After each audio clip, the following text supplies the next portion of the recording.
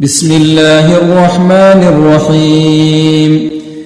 ومن يشاقق الرسول من بعد ما تبين له الهدى ويتبع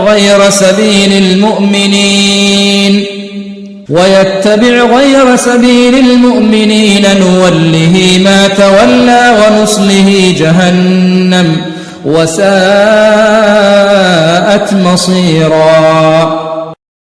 إن الله لا يغفر أن يشرك به ويغفر ما دون ذلك لمن يشاء ومن يشرك بالله فقد ضل ضلالا بعيدا إن يدعون من دونه إلا إناثا وإن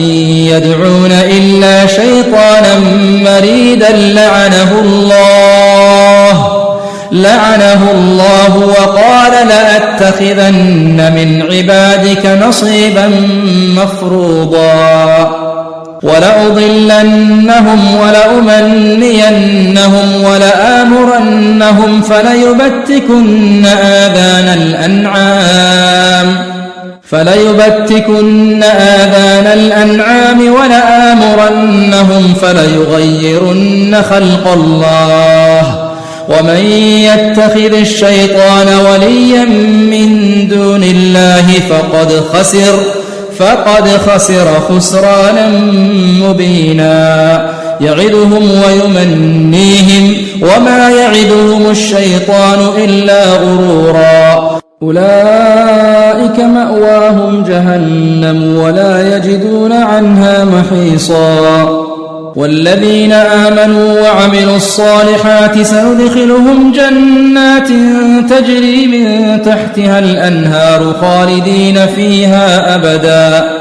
وعد الله حقا ومن أصدق من الله قيلا